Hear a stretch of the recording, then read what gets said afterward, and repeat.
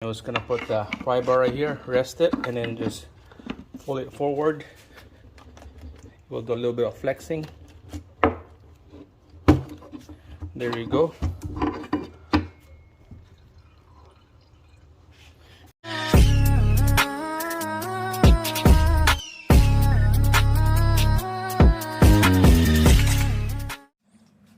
Alright guys, so looks like it's time to take out this timing cover. You can see there's 3 different sizes of bolts all around this timing cover here.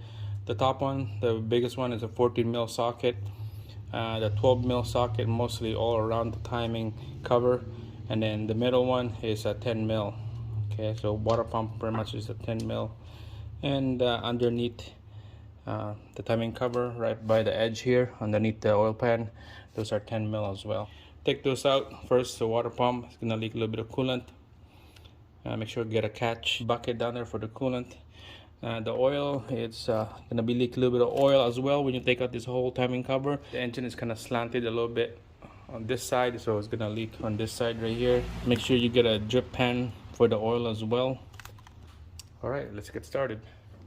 All right guys, so this is the old engine. Before you start taking it apart, make sure you get your parts ready.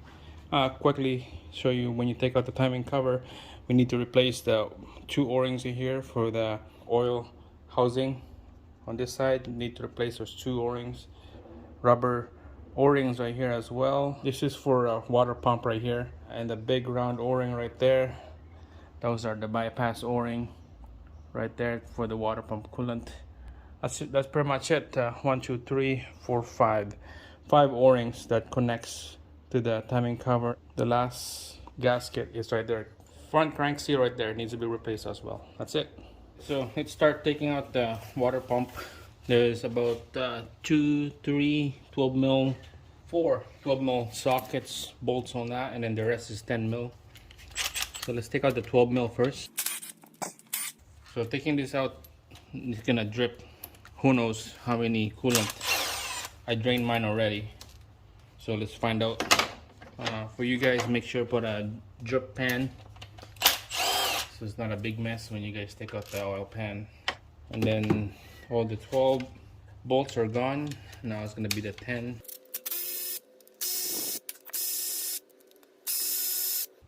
There you go. You can see coolant start leaking out.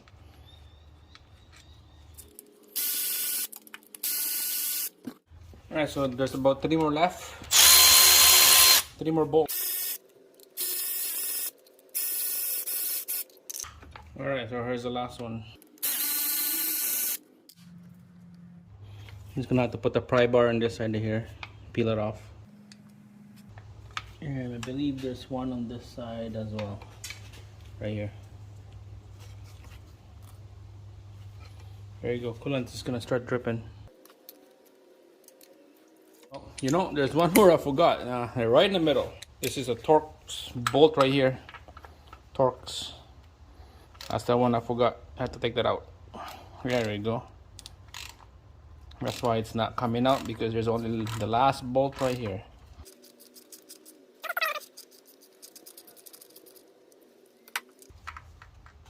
There we go. Look at that.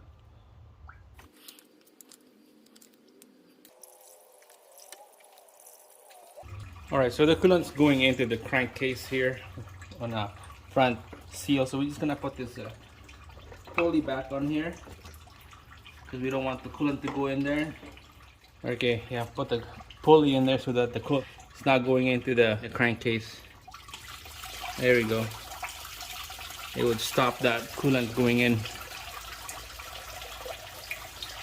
That's a lot of coolant still.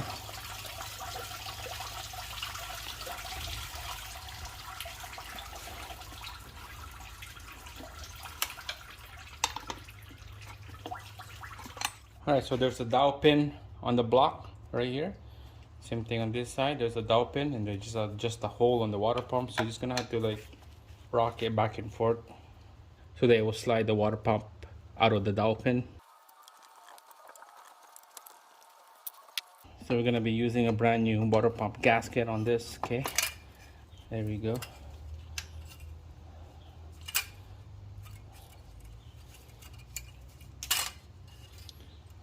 Look at that.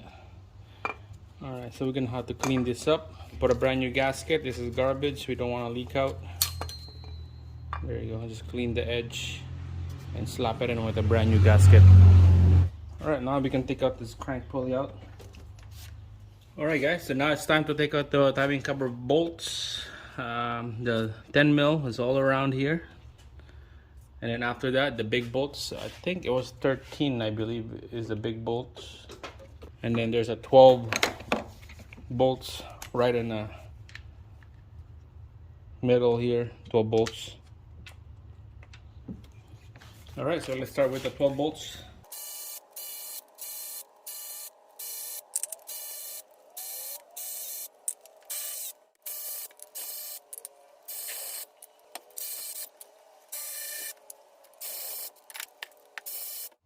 All right, there's a 210 mil right here.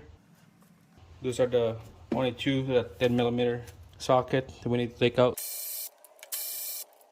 All right guys, so there's that one 12 millimeter bolt right here. Earlier I had to like move this power steering pump down because of the pulley is covering that bolt. So I had to take out this bolt right here and then use a pry bar to pry this power steering pump down so that I could see the bolt right here so I can put a socket. So that's a little bit of a technique right here. Instead of taking out the power steering pump, you just have to move that power steering pump down on this side by removing that bolt, and then now we can take out that timing cover bolt right here.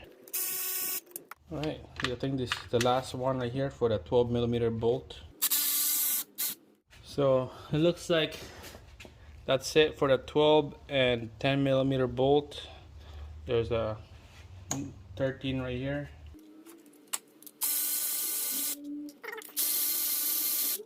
So I believe the only bolts that left is just 4 bolts right here underneath the oil pan, right on the edge of a timing cover. So we have to go underneath. Here's the oil pan right here. There's the front subframe. 4 bolts. I took 2 already, so they just need to take out 2 more. There you go. That's it. That's everything down here. Just the 4 bolts.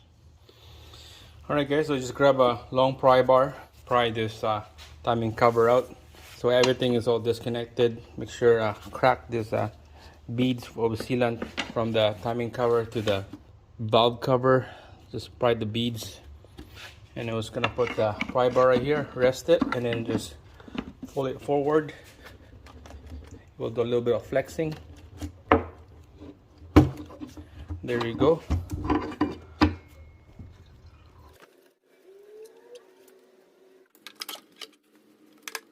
Oil coming out now, so make sure you get a drip hands because the engine slanted towards the passenger side, that's why it's dripping. Just keep an eye on this dipstick right here to bend it forward a little bit so we could pull out this timing cover.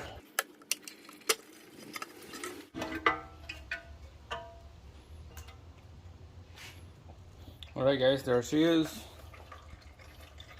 There's all the guts for all the timing components. Oil still dripping, the oil pan right there. There's a timing cover, so we're gonna need a bunch of gasket here, gasket there, and the front crank seal right there. Timing chain components right there.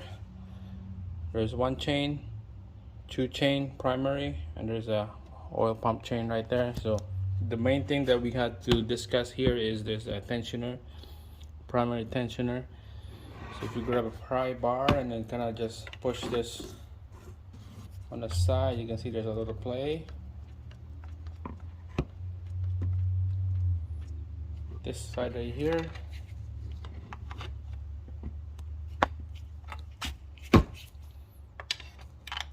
This one is the worst.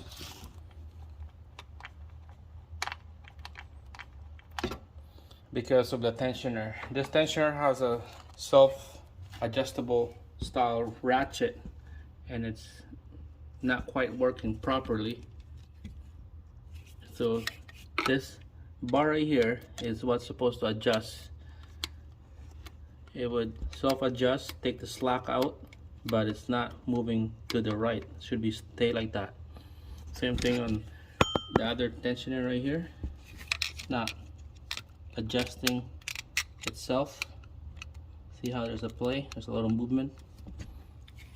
So that's that rattle noise in the first startup. Till it builds pressure of oil, it will quietly right after that.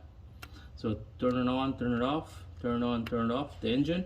And then the third one, when you start the engine a third time, it would stop making that rattle noise. So here we go, guys. I'm gonna be changing that with a brand new tensioner. So let's get started. It's original Hyundai parts right there. There's the part number. They're all the same, left and right, all the same. All right, guys. So take out this tensioner here. This is a 10 mil bolts. So just use a 10 mil socket. You don't need to put the timing on the piston number 1 TDC.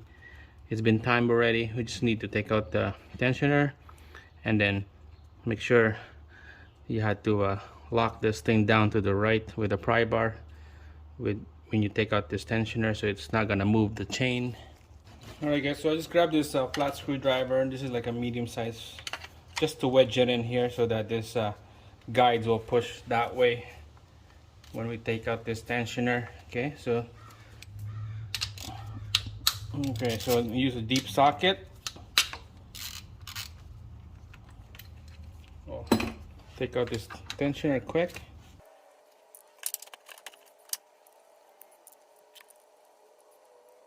All right, I'm gonna put a long nose here to wedge it more again, just in case it will pop out. Okay, just wedge, trying to push this guides on the right.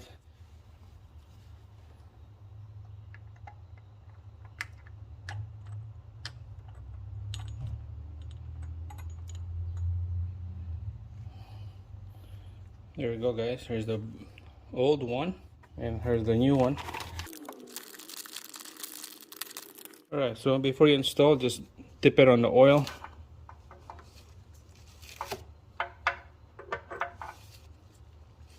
Get it soaked in there. Have oil on that port right there to go inside our tensioner. Then we'll install it. I got this chart here. There's a tensioner right there. So right there, 8.7 foot-pounds. Or here's all that torques right there. Or we can go Newton meter, 9.8 Newton meter. Well, I don't have a torque wrench that go really low to like 9 Newton meters or 8 foot-pounds. We could go inch pounds, but I'm just gonna do by feel. Just nice and snug. I'll show you what I mean by nice and snug. Just like that, you could feel there's a resistance. That's when you stop. Right there. Double check. Right there. That's it. That's it. You don't want to go over tight and go crazy with that bolt.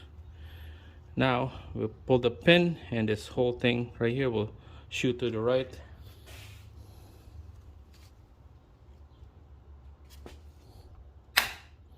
There we go. So we'll double check. Yeah, it's a little loose. We're gonna move this bar here.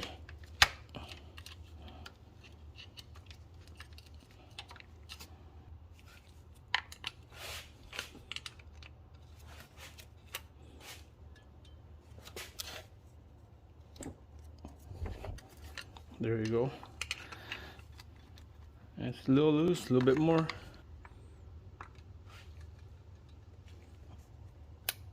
There we go. Heard that click? That means it's good, it's tight. And we check the slack. There you go. That's what we want, tight. Okay. Now we'll do this one now.